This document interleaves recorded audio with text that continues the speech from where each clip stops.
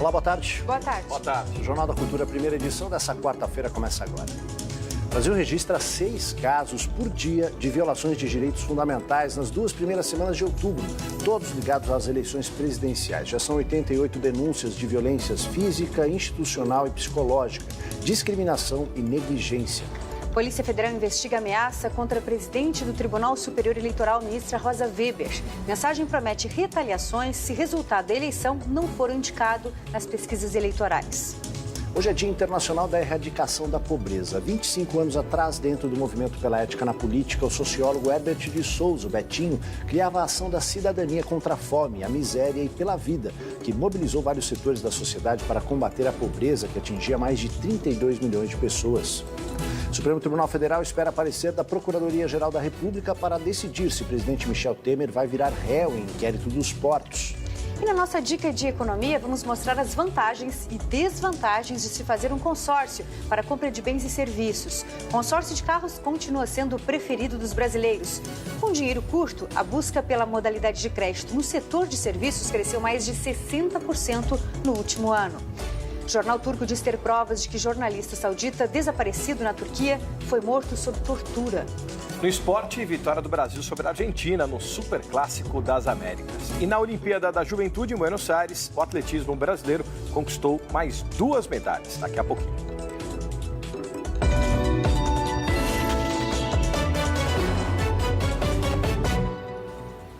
O empreendedorismo tem sido o principal mantra dos últimos tempos para enfrentar o desemprego e a crise econômica, mas é preciso entender bem o que isso significa na prática.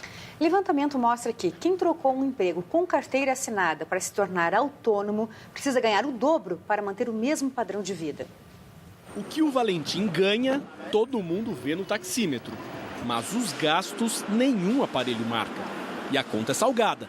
De cada R$100 recebidos, 70 vão para impostos, taxas, combustível e manutenção do carro, além de benefícios que ele paga do bolso desde que trocou o trabalho numa empresa pelo táxi. Se fosse para ganhar o que eu estou ganhando de salário líquido, que sobra, eu preferia salariado, porque você está seguro, você não teria que estar pagando INSS, não estaria pagando seguro de vida, não estaria pagando seguro saúde. 23 milhões de brasileiros trabalham por conta própria, segundo o IBGE. E este número poderia ser ainda maior. Uma pesquisa recente mostrou que metade dos entrevistados preferiria atuar como autônomo a ter um trabalho com carteira assinada. Mas se a intenção das pessoas for ganhar mais dinheiro, é bom fazer as contas. Um estudo feito pela Associação Brasileira de Planejadores Financeiros concluiu que um autônomo precisa ganhar até o dobro de um assalariado para manter o padrão de vida. Segundo a responsável pelo estudo, quem tem um salário de R$ 2.500 chega a ganhar mais de R$ 5.000 com benefícios como plano de saúde, vale transporte e refeição e INSS. Um autônomo que não recebe 13º salário nem férias remuneradas precisaria faturar mais de R$10.000 por mês para bancar os gastos do trabalho mais os benefícios. A gente tem um problema que o nosso cérebro engana. Se você quer muito mudar de vida, ele vai falar, não, olha, é só esse salário que você recebe, é fácil. Então, faça a conta. Tenha atenção, usa a parte racional e entre no detalhe do que você recebe exatamente. Quando a matemática ajuda, empreender pode ser um bom caminho. Foi o que fez a Vanessa. Há 1 ano, ela deixou o trabalho com carteira assinada para ser autônoma. A psicóloga agora atende pacientes numa clínica particular. Ela conta que trabalha mais, mas o salário é melhor. Aqui eu tenho que pagar sala, tenho que pagar uma série de coisas. Mesmo assim, eu ainda estou ganhando o dobro do que eu ganhava na empresa. Na Avenida Paulista, aqui em São Paulo, uma exposição interativa celebra os 44 anos do Bloco de Carnaval de Salvador, Ileaê. O repórter Sérgio Colassino está no Itaú Cultural, mostra um pouco da exposição para a gente. Boa tarde, Sérgio. Oi, Ana, boa tarde a todos. Aqui no Itaú Cultural, na Avenida Paulista, está em cartaz a ocupação Ileaê, com fotos, vídeos e figurinos que narram a história e a trajetória do primeiro bloco afro do país, criado em 1974. A mostra está dividida em 4 cores, branco, preto, amarelo e vermelho, que são as cores que representam o grupo. Eu vou conversar com o Vinícius Murilo, que é o curador da mostra, a mostra que tem também uma parte interativa. É isso? Boa tarde. tarde. Boa tarde, é isso mesmo. A gente tem aqui na exposição uma sala que a gente chama Sala dos Tambores, né? Que os visitantes eles podem tocar os próprios tambores originais do Ilê que a gente trouxe aqui. Então tem uma tecnologia que todo mundo ouve o que o outro está tocando, consegue ter uma aula com o próprio mestre, né? Lá do Ilê, e a gente traz aqui para a exposição. Muito obrigado pelas informações. A ocupação Ilê fica em cartaz até o dia 6 de janeiro, de terça a domingo, aqui na Avenida Paulista, próximo ao metrô Brigadeiro. A entrada é de graça. O site do Itaú Cultural está na tela. Ana? Obrigada, Sérgio, pelas informações. Aldo. Hoje, Dia Internacional para a Erradicação da Pobreza, lembramos os 25 anos da Ação da Cidadania. Criada em 1993 pelo sociólogo Herbert de Souza, o Betinho, a campanha mobilizou de forma inédita vários setores da sociedade para combater a fome. Na época, eram 32 milhões de brasileiros abaixo da linha de pobreza. A iniciativa surgiu no auge do movimento pela ética na política. Sandra, 43 anos, 2 filhas especiais para cuidar, desempregada. O cômodo onde elas vivem é precário e está cheio de goteiras. Comida só tem para hoje. Às vezes tem um arroz, não tem o feijão. Outra hora tem um arroz e o feijão não tem a mistura. A família depende de doações e dos R$250 do Bolsa Família. É a única ajuda que eu tenho. 25 anos atrás, o sociólogo Betinho fez o Brasil olhar para pessoas como Sandra, que convivem com o prato da vida vazio. A ONG Ação da Cidadania nasceu dentro do movimento pela ética na política, que se manifestava contra a corrupção e defendia o impeachment do então presidente Fernando Collor.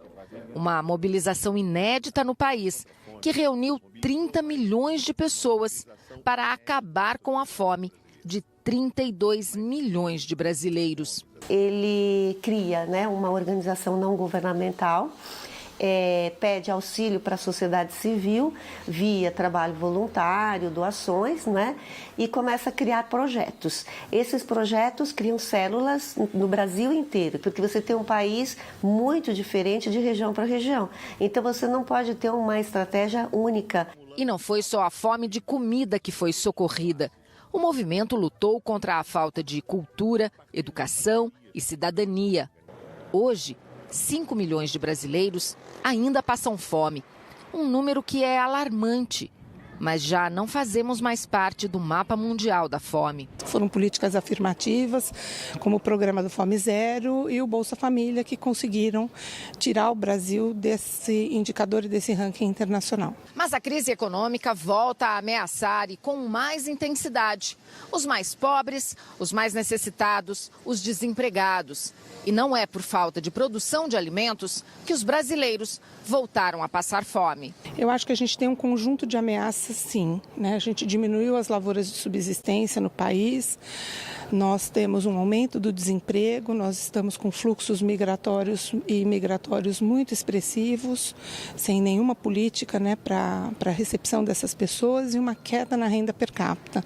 Então, esse conjunto de fatores, somado ao fato de que você tem um teto para os gastos e, portanto, uma impossibilidade de poder ampliar programas, eu acho que a gente tem uma condição ameaçada, sim. São várias as soluções, Eu acho que aqui hoje mais ameaça essa questão da fome é voltar a desenvolver a economia do país. Enquanto isso, Sandra segue sem horizonte, sem conseguir nem pensar num amanhã. Que futuro que a gente tem, Nenhum, A gente não pensa no futuro, porque você tem que pensar no hoje, porque no amanhã a gente não sabe. O setor de consórcios passou por mudanças após a crise financeira e, de novo, ganhou a simpatia dos brasileiros. Nos 7 primeiros meses deste ano, cresceu 10%. No ano passado, a expansão dos negócios foi de 21%. O consórcio de carros continua sendo o preferido dos brasileiros, mas a procura por serviços como tratamento dentário, cirurgia plástica e reformas foi o segmento que mais cresceu no último ano. O carro de Francisco foi comprado em agosto com a ajuda de um consórcio. Ele conseguiu a quantia por meio de um lance, uma opção ao tradicional sorteio em que se adianta uma parte do valor total para antecipar a compra do carro. faria novamente outro consórcio. Não consigo guardar dinheiro. Se tem a conta para você pagar, você paga. Se não tem essa conta, você acaba gastando do mesmo jeito. O consórcio é um produto financeiro em que pessoas se reúnem, pagam parcelas mensais e, periodicamente, os participantes são contemplados com uma carta de crédito até que todos conquistem o bem ou serviço contratado. O Fusca foi o primeiro produto entregue por consórcio. Criado no início dos anos 1960, quando a oferta de crédito era pequena e cara, o modelo de autofinanciamento coletivo tinha o objetivo de atender famílias recém-chegadas a Brasília, a nova capital do país. Quase 60 anos depois, o carro continua sendo o principal desejo de quem entra em um consórcio. Entre as 4 categorias, metade dos 7 milhões de participantes ativos hoje no Brasil quer um automóvel. Mas foi a procura por serviços como o tratamento dentário, cirurgia plástica e reformas que mais cresceu no último ano. O consumidor tem que identificar uma administradora de consórcio devidamente autorizada pelo Banco Central do Brasil. É muito importante que ele leia com bastante atenção o seu contrato para conhecer os seus direitos e obrigações. Não acreditar em promessas verbais. Tudo aquilo que for indicado para ele tem que estar indicado no contrato. Grupos de autofinanciamento podem ser uma boa opção para consumidores como Francisco, que tem dificuldade de guardar dinheiro, mas são disciplinados na hora de honrar os compromissos. Consórcio é uma alternativa a um financiamento para aqueles que podem esperar e provavelmente uma ajuda para aqueles que não têm muita disciplina e precisam ficar assim meio que obrigados a contribuir para a acumulação daquele recurso financeiro. Para os disciplinados, eu recomendo que façam investimentos na poupança ou qualquer outra alternativa de investimento disponível no mercado e se planeja, recebe juros ao longo do tempo para comprar num tempo seu capital acrescido de juros, pagando pela compra que você tanto quer. A vantagem do consórcio é que não são cobrados juros como em um financiamento bancário, mas o consórcio paga uma taxa de administração que pode incluir adesão, seguro ou fundo de reserva. E essa taxa varia entre 15% e 20% sobre o valor do produto. É importante reforçar também que consórcio não é investimento. O consórcio é uma compra financiada. É uma antecipação de consumo que inclui aí uma taxa de administração no preço. Já o investimento pressupõe que seu dinheiro seja remunerado ao longo do tempo. Quarta-feira que vem vamos falar do movimento FIRE, que faz adeptos no mundo todo e prega a independência financeira para uma aposentadoria precoce. Em 14 dias, o Brasil teve pelo menos 88 casos de violação a direitos ligados às eleições presidenciais. Os números são do governo federal. Os dados foram levantados pelo Ministério dos Direitos Humanos entre os dias 1º e 14 de outubro. São 6 violações por dia. Elas foram registradas em 38 denúncias formais apresentadas. Os principais casos são de violência física, institucional e psicológica, discriminação e negligência. Se você se sentiu vítima de algum tipo de violência ou viu direitos serem violados, ligue para o Ministério dos Direitos Humanos e faça uma denúncia. Basta discar 100 ou 180, esse último número dedicado exclusivamente às mulheres. Os números de telefone englobam todo tipo de violência, não só em período eleitoral. A Polícia Federal vai investigar ameaças feitas contra a presidente do Tribunal Superior Eleitoral, Rosa Weber. As ameaças foram feitas numa rede social e questionam o processo eleitoral. O autor diz que um dos candidatos já está eleito e que haverá revolta popular caso aconteça o contrário, dizendo que esse foi só um aviso e defendendo o voto impresso. O pedido de investigação foi feito pelo próprio TSE ao ministro da Segurança Pública, Raul Jungmann, a quem a Polícia Federal é subordinada. A Ordem dos Advogados do Brasil se manifestou, disse que as ameaças são graves e preocupantes, que a apuração deve ser prioritária e os responsáveis punidos de forma exemplar. Ontem, o TSE anunciou que os mesários poderão fazer denúncias sobre problemas e fraudes nas urnas do segundo turno através de um aplicativo de celular. As investigações ficarão a cargo das polícias federal e civil. Senador Assir Gurgax, do PDT de Roraima, foi levado pela Polícia Federal para Brasília, onde vai cumprir pena em condenação por crimes contra o sistema financeiro. Alcir Gurgax deixou a sede da Polícia Federal em Foz de Iguaçu, no oeste do Paraná, por volta das 7 horas da manhã e foi conduzido para Brasília em um avião da Polícia Federal. O senador foi condenado a 4 anos e 6 meses de prisão em regime semiaberto e vai cumprir a pena no presídio da Papuda. A condenação foi por fraude em um financiamento do Banco da Amazônia para a compra de ônibus para uma empresa da família. A transferência para o Distrito Federal foi determinada no domingo pelo ministro Alexandre de Moraes, do Supremo Tribunal Federal. Alcir Gurgax estava internado em um hospital pertencente a familiares em Cascavel, no Paraná, com quadro de depressão. Ainda no domingo, os médicos impediram a transferência, alegando que ele não tinha condições de deixar o hospital. Na segunda-feira, Gurgax foi examinado por médicos peritos da Polícia Federal que autorizaram a transferência. E na terça, Alcir Gurgax deixou o hospital e foi levado por agentes federais para Foz do Iguaçu. A Polícia Federal termina o inquérito dos portos e indicia o presidente Michel Temer e mais 10 pessoas. O relatório do inquérito foi enviado ao ministro do Supremo Tribunal Federal, Luiz Roberto Barroso. O presidente Michel Temer foi indiciado por corrupção, lavagem de dinheiro e organização criminosa. A Polícia Federal também pediu o bloqueio de bens do presidente e a prisão do coronel aposentado da PM de São Paulo, João Batista Lima Filho, amigo dele, e de outras 3 pessoas, entre elas a arquiteta Maria Rita Fratesi, mulher do coronel. Também foram indiciados sócios e executivos das empresas Rodrimar e Grupo Libra, que operam terminais no Porto de Santos, e o ex-assessor de Temer, Rodrigo Rocha Loures. Segundo a Polícia Federal, as empresas pagaram vantagens indevidas para o presidente editar um decreto, em 2017, que ampliou o prazo das concessões dos terminais portuários. Essas vantagens teriam sido pagas antes de Temer se tornar presidente, na forma de contribuições para campanhas eleitorais e recebidas por meio da empresa de arquitetura Argeplan, do Coronel Lima. A filha de Temer, Maristela, foi indiciada porque teria se beneficiado de parte do dinheiro para a reforma da casa onde mora em São Paulo. Em despacho, o ministro Roberto Barroso disse que vai aguardar a manifestação da Procuradoria-Geral da República sobre os pedidos feitos pela Polícia Federal antes de tomar uma decisão. Fala de esporte, termina amanhã mais uma edição dos Jogos Olímpicos da Juventude. E o Brasil fechou o atletismo com mais 2 medalhas. Vamos ver como foi. Na capital Buenos Aires, uma quase medalha brasileira. Jéssica Vitória estava a 40 metros da medalha de prata na prova dos 400 metros com barreiras. E aí veio a queda. O abraço veio do amigo, Lucas Conceição, que foi para a pista na sequência dos 200 metros rasos. Tinha o 5º melhor tempo e melhorou e muito para alcançar o pódio. Quebrou a barreira dos 21 segundos, fez 20,99. Primeira medalha do atletismo brasileiro na Olimpíada para atletas entre 15 e 18 anos.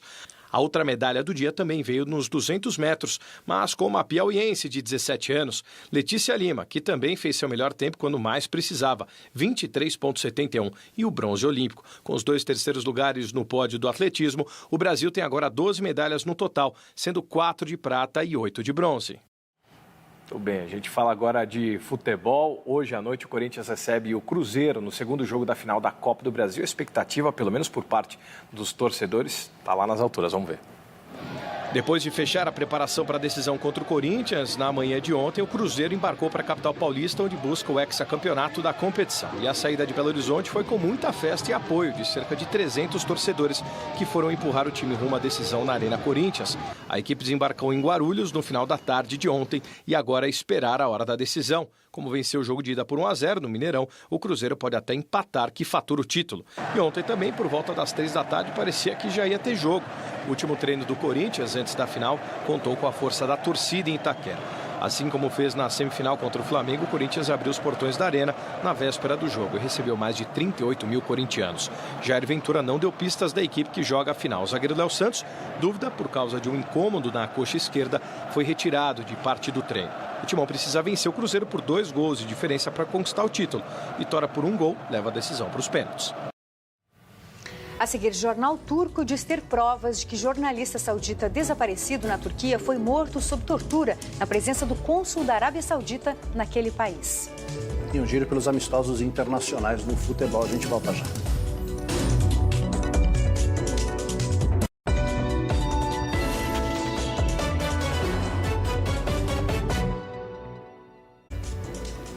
O secretário de Estado norte-americano chega à Turquia para discutir o sumiço e possível morte de um jornalista saudita. O jornal New York Times revela que 5 dos envolvidos são amigos do príncipe árabe. Um jornal turco diz ter uma gravação com detalhes da execução de Jamal Khashoggi sob tortura.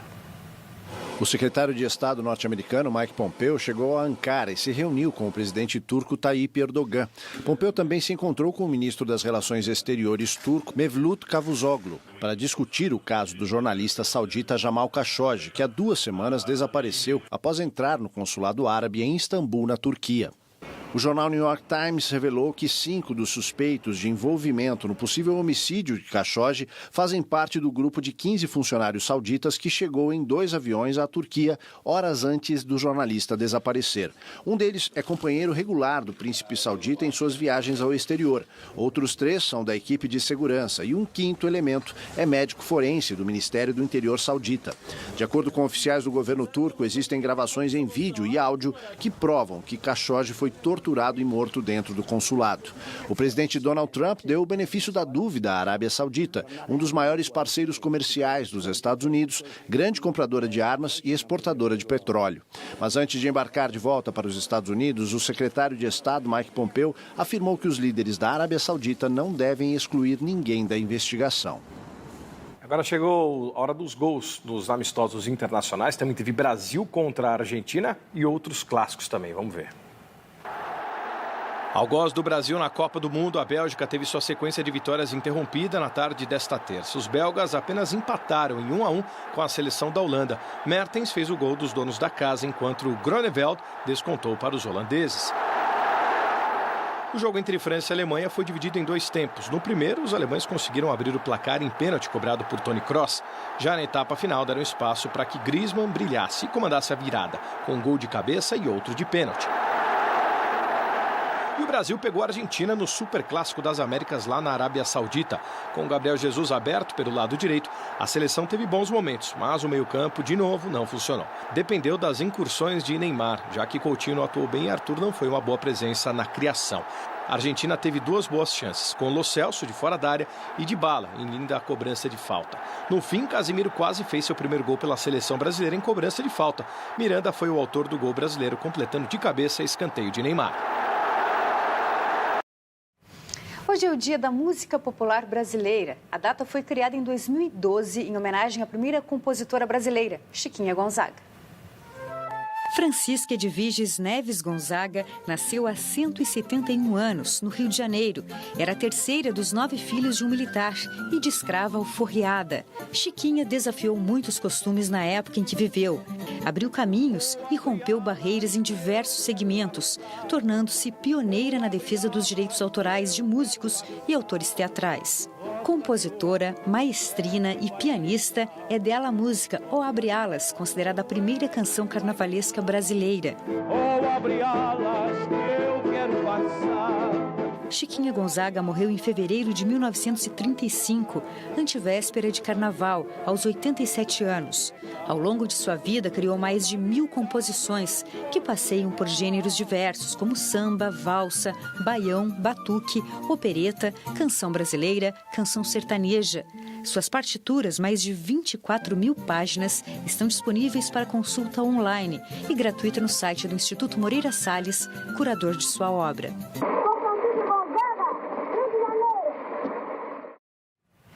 O Jornal da Cultura, primeira edição, termina aqui. Uma ótima tarde para você. Agora você acompanha o programa Panorama, que hoje fala também de música popular brasileira. Uma ótima tarde e até amanhã. Até amanhã. Tchau.